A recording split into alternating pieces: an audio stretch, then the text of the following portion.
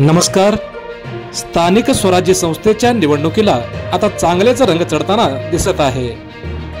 नगरसेवक व्हायचा असेल तर अगोदर शपथ घ्या, मगच तुम्हाला मतदान मिळेल।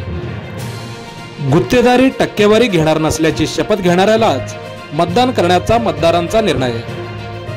बातमी सविस्तर पाहूयात, पण त्या अगोदर जर आमचं चॅनल सबस्क्राइब केलेलं नसेल तर हॅलो सोलापूर न्यूज चॅनलला सबस्क्राइब करा, जेणेकरून सोलापूर जिल्ह्याच्या राजकारणासह राज्याच्या राजकारणातील मोजक्या निवडक व महत्त्वपूर्ण बातम्या आपणास लवकरात लवकर पोहोचतील। नगरसेवक व्हायचा असेल तर अगोदर शपथ घ्या, मगच तुम्हाला मतदान मिळेल। तर मंडळी, आहे ना आपलातून राजकीय फंडा? नेमकं काय झालंय पाहूया। आगामी नगरपालिका निवडणुकीला आता चांगलाच रंग चढताना दिसत आहे। कायम नेते मंडळी जनतेला शब्दबंधनात अडकवण्याचा प्रयत्न करत असतात, पण आता उलट झाला आहे।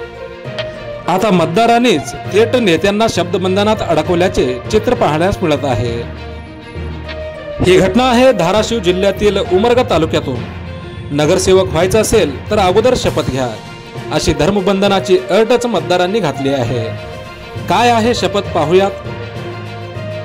नगरसेवक म्हणून निवडून गेल्यावर मी किंवा माझे कुटुंबीय कुठलाही आर्थिक व्यवहार किंवा कसलेही गुत्तेदारीचे काम करणार नाही किंवा घेणार नाही किंवा कुठल्याही कामाची टक्केवारी घेणार नाही, अशी जाहीर शपथ घेतल्यानंतरच पक्षाने त्यांना उमेदवारी द्यावी। आणि गुत्तेदारीचे काम घेतल्याचे आढळल्यास किंवा कुठल्याही भ्रष्टाचारात किंवा टक्केवारीत संबंधित नगरसेवकाचे नाव उघड झाल्यास त्यास तात्काळ नैतिकतेच्या आधारावर निलंबित करावे, अशी मागणी नागरिकांमधून होत आहे। आणि अशी शपथ घेणाऱ्यालाच मतदान करणार असल्याचेही नागरिकांमधून बोलले जात आहे। यंदाच्या स्थानिक स्वराज्य संस्थेच्या निवडणुकीत नगरसेवक निवडण्यासाठी उमरग्याच्या मतदारांनी चांगलाच आक्रमक पवित्रा घेतल्याचे दिसून येत आहे। कोरोना काळापासून अनेक तरुण नगरसेवक होण्याची स्वप्ने पाहून पदर खर्चाने अनेक सामाजिक कार्य करत आहेत। कोरोना काळात अनेक असे तरुण आहेत ज्यांनी स्वतःच्या जीवाचीही पर्वा केली नाही। प्रत्येक इच्छुक उमेदवार आपापल्या पक्षाकडून उमेदवारी मिळावी यासाठी प्रयत्न करत आहे आणि कार्यकर्तेही जोमाने कामाला लागल्याचे चित्र सर्वत्र दिसत आहे।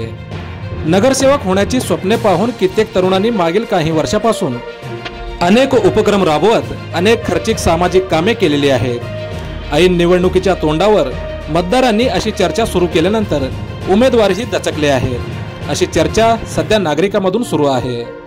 आता येणारी स्थानिक स्वराज्य संस्था निवडणूक काय रंग घेईल हे पाहणे महत्त्वाचे ठरणार आहे।